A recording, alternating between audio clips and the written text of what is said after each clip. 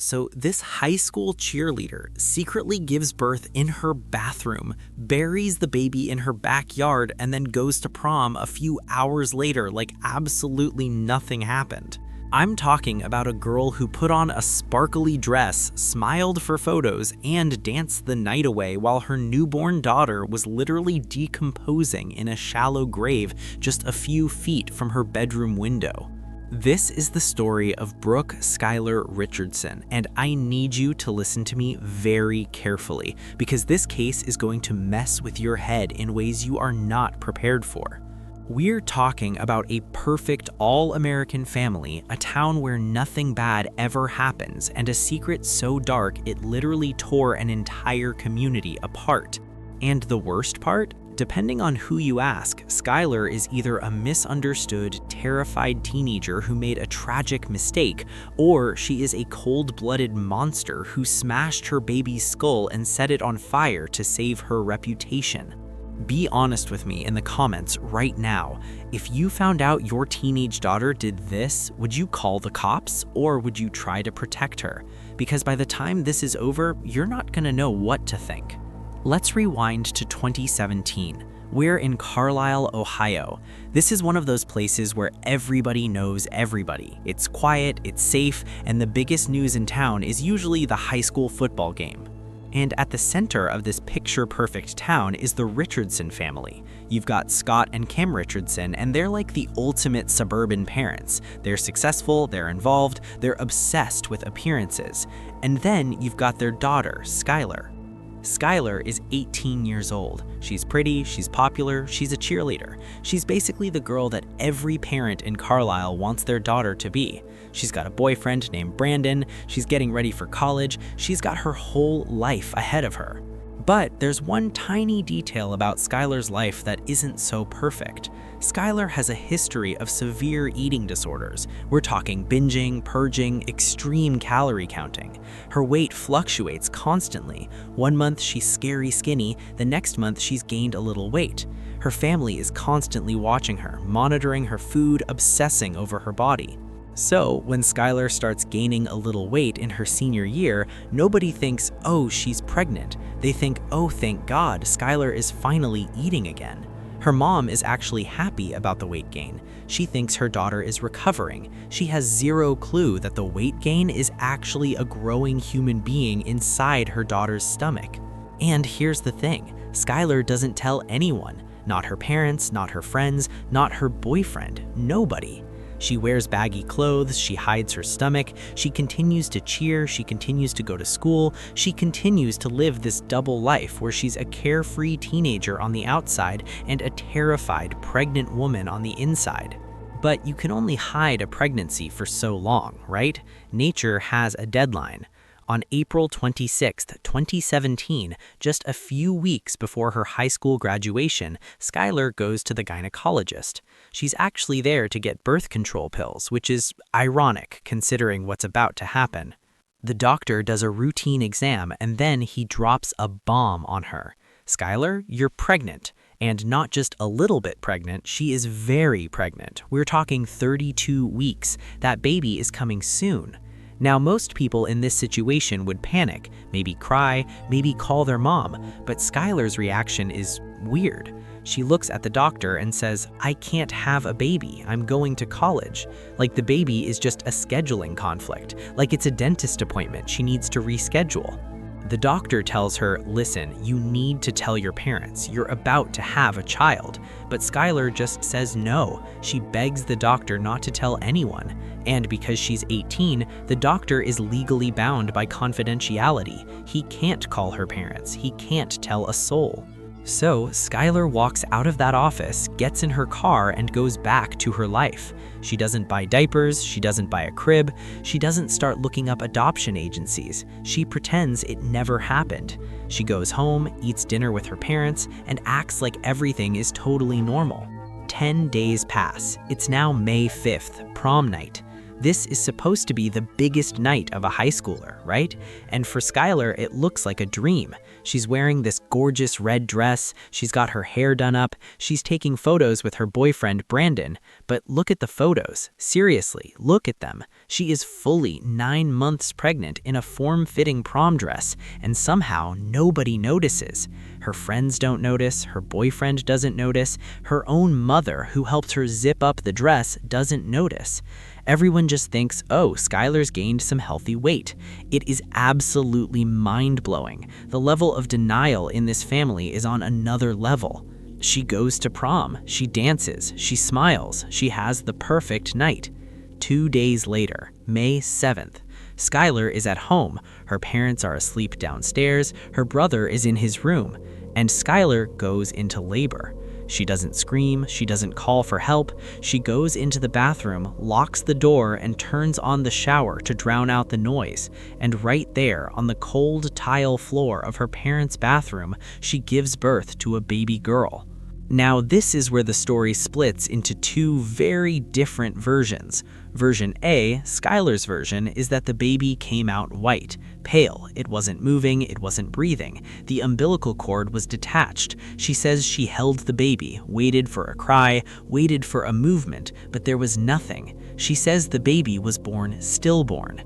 Version B, the state's version, is that Skylar gave birth to a healthy, crying baby girl and then smashed her skull against the floor to silence her.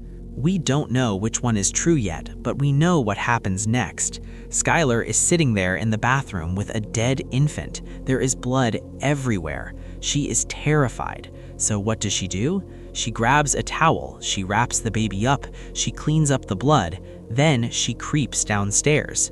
She walks past her parents' bedroom, where they are sleeping peacefully, completely unaware that their grandchild has just been born and died under their roof. She goes out the back door, she grabs a small garden trowel, the little shovel you use for planting flowers, and in the darkness of the backyard, near a fire pit, she digs a shallow hole. She puts the baby in the hole, she covers it with dirt, she puts some flowers over the grave to mark the spot, and then she goes back inside. She showers, she throws her bloody clothes in the trash, and she goes to sleep. The next morning, Skylar wakes up and she just goes on with her life. She goes to the gym, she sends texts to her friends about how she feels so much better and how her belly is finally flat again. I am literally speechless with how happy I am my belly is back. OMG, she texts her mom. Are you kidding me? OMG, my belly is back? You just buried your daughter in the dirt next to the fire pit and you're texting your mom about your flat stomach? If that doesn't send a chill down your spine, I don't know what will. Life goes on. May turns into June, June turns into July. Skylar graduates, she gets ready for college, she's working at her attorney's office. Yeah, her grandfather is a lawyer, which becomes important later. Nobody knows. The secret is buried in the backyard. But secrets have a way of rotting.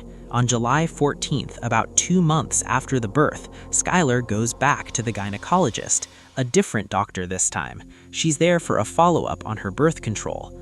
And during the appointment, the doctor, Dr. Casey Boyce, looks at her chart. She sees the note from April, patient is 32 weeks pregnant. She looks at Skylar, no baby, no bump. Skylar, she asks, what happened to the baby? And in that moment, Skylar breaks. She starts crying. She tells the doctor, I had it alone in my house and I buried it in my backyard. She tells the doctor it was stillborn. She insists she didn't hurt it. Now, doctors have confidentiality, right? But there's an exception. If a doctor suspects abuse or if a child has died, they are mandatory reporters. So, Dr. Boyce leaves the room and calls the police. Boom. It's over. The bubble has popped. Within hours, the police are swarming the Richardson house. They pull Skylar in for questioning, and this interrogation, oh man, this interrogation is legendary for all the wrong reasons. They put Skylar in a small room. No lawyer, her parents aren't allowed in.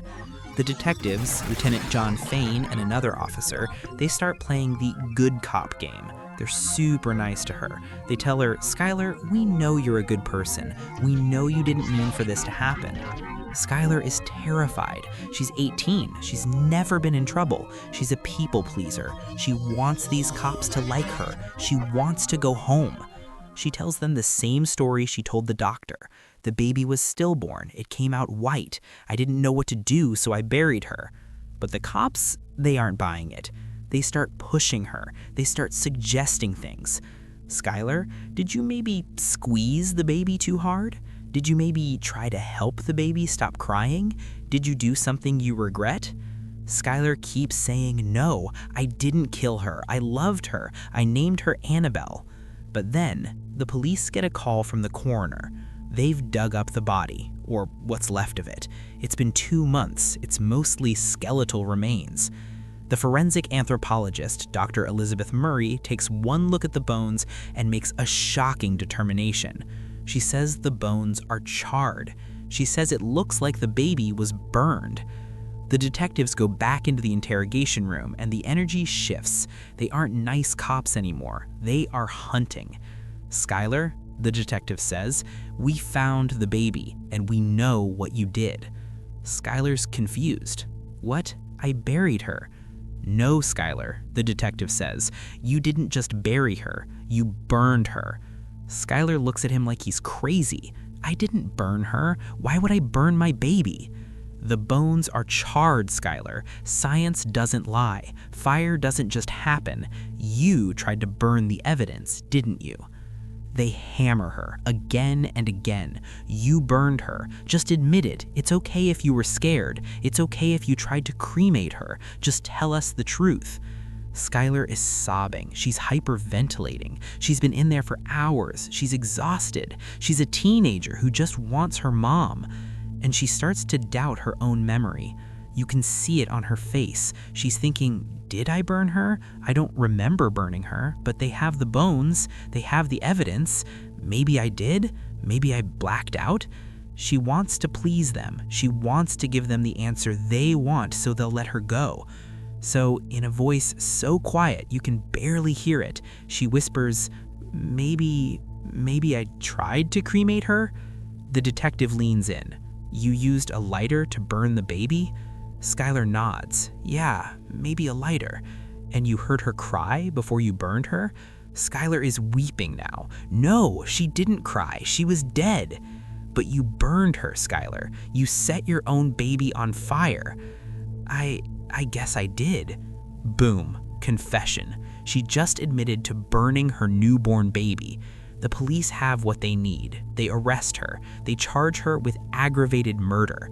The headlines go global instantly. Cheerleader mom burns baby alive. Monster mom sets newborn on fire.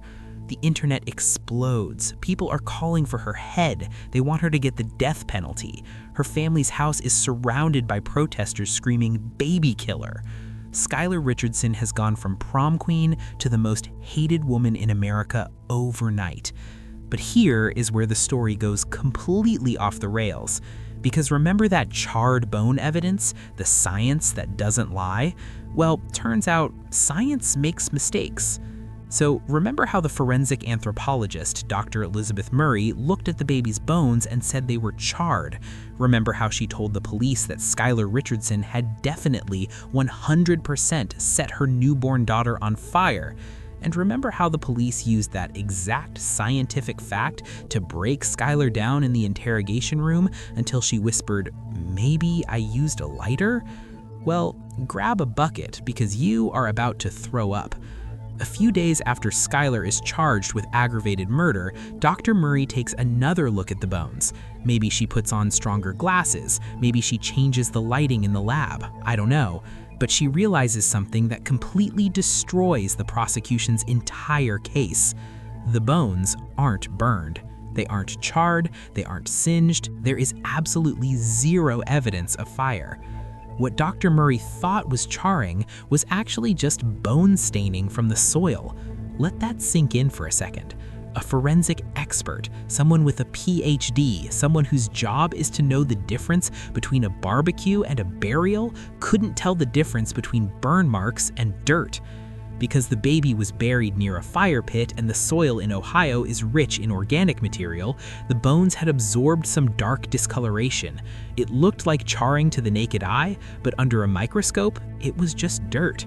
So Dr. Murray has to do the walk of shame. She has to call the prosecutor, David Fornshell, and say, hey, remember that whole burning the baby thing that made national headlines and turned this 18-year-old girl into the most hated woman in America? Yeah, my bad. That didn't happen.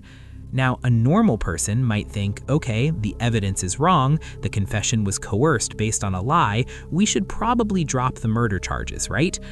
Wrong. Because by this point, the train has already left the station and it is barreling down the tracks at 1,000 miles an hour. The prosecutor, David Fornshell, is in too deep. He has already held press conferences. He has already told the world that Skylar smashed the baby's skull and burned the corpse. He has painted a picture of evil that he can't just erase. So instead of dropping the case, the prosecution pivots. They change the narrative. They say, okay, fine, she didn't burn the baby, but she still killed it. She still smashed its skull. She still buried it in the yard to hide her secret life. She is still a murderer. They double down, and the town of Carlisle doubles down with them. You have to understand the atmosphere in this town. It is toxic. It is suffocating. There are Facebook groups with thousands of members dedicated solely to bashing Skylar and her family. People are driving past the Richardson house screaming obscenities. They're leaving threats in the mailbox. When the Richardson family tries to hold a small, private memorial service to finally lay baby Annabelle to rest, they can't even do that in peace. People threaten to crash the funeral. They want to protest a baby's funeral just to scream at the mother. Skylar is under house arrest. She can't leave. She sits in her room listening to the world outside, chanting for her death. She's wasting away. Remember, she has a severe eating disorder. The stress is killing her. She drops down to like 80 pounds. She looks like a ghost. And the trial hasn't even started yet. But here is where the tide starts to turn. Because Skylar's parents, Scott and Kim, they do the one thing that saves their daughter's life. They hire the Ritzers. Charlie Ritzers and his son, Charles Ritzers. These are high-powered, expensive, take-no-prisoners defense attorneys. They walk into that courtroom looking like they own the place, and they are ready to go to war. The trial begins in September 2019. The courtroom is packed. Every major news outlet is there. It's being live-streamed to millions of people. The prosecution opens with their selfish cheerleader theory. They argue that Skylar was obsessed with her perfect life. They say she cared more about her body, her boyfriend, and her upcoming college semester than she did about human life. They flash that text message on the screen. You know the one. I am literally speechless with how happy my belly is back. OMG. The jury stares at it. It looks bad. It looks really, really bad. It makes her sound like a sociopath who treated pregnancy like a bad haircut she finally fixed.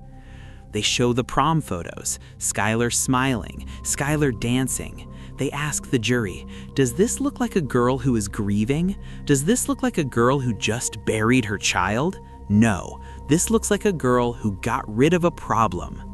The prosecution brings up the OBGYN and Dr. Casey Boyce. She testifies that when Skylar finally confessed in July, she didn't seem sad enough. She seemed flat. They argue that Skylar suffocated the baby, or maybe she strangled it, or maybe she hit its head against the wall. They don't have a specific cause of death because the body was too decomposed, but they insist a healthy baby was born and Skylar made sure it died.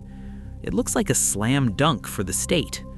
But then, the Ritz stand up, and they systematically dismantle the entire case, piece by piece. First, they go after the selfish cheerleader narrative. They bring in a psychologist who explains Skylar's mindset. She wasn't a sociopath. She was a terrified child with a history of trauma and body dysmorphia. They explain that denial of pregnancy is a real medical condition. Skylar had convinced herself she wasn't pregnant because she couldn't handle the reality. When the baby came, she disassociated. She went into shock. And that text message about her belly, The defense argues it wasn't about vanity, it was about her eating disorder. For a girl who had spent her whole life obsessing over her weight, seeing her stomach flat again was a relief from the dysmorphia, not a celebration of murder. Then they attack the medical evidence. They bring in their own experts who testify that the baby was likely stillborn. They point out that Skylar had intrauterine growth restriction. The baby wasn't growing properly. The placenta wasn't attaching right. It is entirely medically possible, even probable, that the baby died in the womb or during birth. They point out that Skylar didn't have a C-section. She didn't have medical help. She pushed a baby out on a bathroom floor alone. The baby could have died from the stress of birth. The umbilical cord could have been wrapped around its neck. There is zero physical evidence of murder. No broken hyoid bone, strangulation, no skull fractures that happened before death, nothing. And then they drop the nuke. Dr. Elizabeth Murray takes the stand. The defense asks her point blank, "Did you tell the police the baby was burned?" And she has to say yes. "And were you wrong?" Yes. The jury is stunned. They realize that the entire foundation of this case, the burning, was a mistake, a lie. And if the experts were wrong about the burning, what else were they wrong about? But the real turning point, the moment that probably saved Skylar Richardson's life, it was the interrogation tape. The defense plays it for the jury, and it is painful to watch. You see a tiny, fragile girl sitting in a chair. You see two large, armed men looming over her. You hear them lying to her. "We know you burned the baby, Skylar. Science proves it." You watch Skylar deny it 17 times. 17 times she says, "I didn't do it. I didn't hurt her. She wasn't alive." And then you see the moment she breaks. You see her looking at the detective, desperate for approval, desperate to go home. "Did you use a lighter?" the cop suggests. I guess, Skylar says. It sounds like a question. It doesn't sound like a confession. It sounds like a girl trying to get the right answer on a test she didn't study for. The Ritz look at the jury and say this is a false confession. They fed her the lies, and she spit them back out because she was scared. The jury sees it. They see the manipulation. They see the coercion. The prosecution tries to save it. They try to argue that even if she didn't burn the baby, she still buried it. She still didn't call 911. That proves consciousness of guilt. If the baby was stillborn, why not call an ambulance? Why bury it in the yard? The defense's answer is simple: fear. She was scared of her parents. She was scared of disappointing her perfect family. She was scared of the town. She made a stupid, immature, tragic decision to hide the body, but stupidity is not murder. Being a scared teenager is not a crime punishable with life in prison. The closing arguments are intense. The prosecutor calls Skylar a baby killer who prioritized her perfect life over her daughter's breath. The defense calls the state bullies who tried to pin a murder on an innocent girl to cover up their own incompetent investigation. The jury goes into deliberation. This is the moment. The entire country is holding its breath. Outside the courthouse, people are screaming. Inside, Skylar is shaking. If they find her guilty, she dies in prison. 4 hours. That's all it takes. 4 hours later, the jury comes back. Skylar stands up. She's wearing a modest dress. Her hair is down. She looks like a child. We, the jury, find the defendant not guilty of aggravated murder, not guilty of involuntary manslaughter, not guilty of child endangerment. Skylar collapses. She starts sobbing uncontrollably. Her mother grabs her. Her lawyers hug her. It is pure, raw relief. But wait, they're not done. We find the defendant guilty of gross abuse of a corpse. The room goes silent.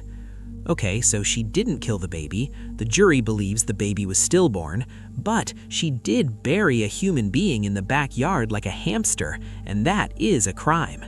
In Ohio, gross abuse of a corpse is a felony. It carries up to a year in prison. So now it's up to the judge, Judge Donald Oda II. He looks at Skylar, and he is not happy. He accepts the jury's verdict, but he wants to make one thing very clear. Skylar, I believe that if you had made different choices, Annabelle would be here today. He thinks that even if the baby was in distress, a phone call to 911 could have saved her.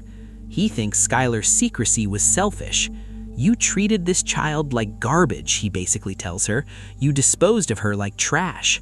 He wants to punish her. You can tell he wants to send her to jail. But he also knows the law.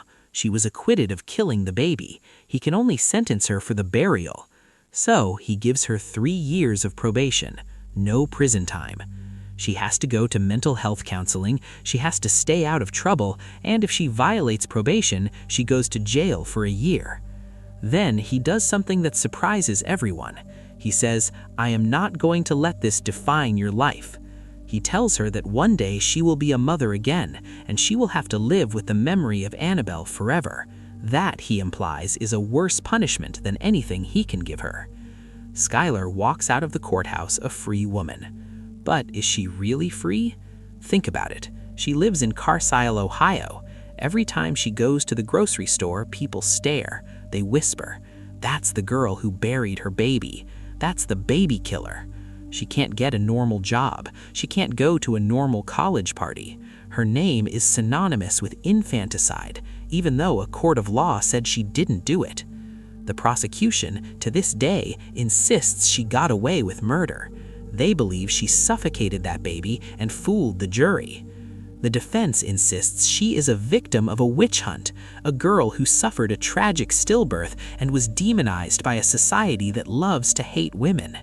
And somewhere in the middle of all this legal warfare is the truth. Maybe Skylar was a monster. Maybe she smashed the baby's skull.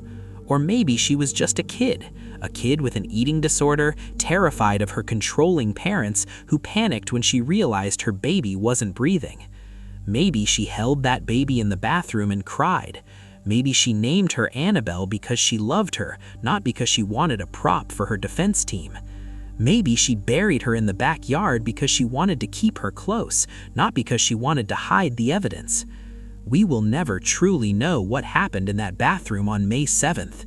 The only 2 people who were there are Skylar and Annabelle can't talk.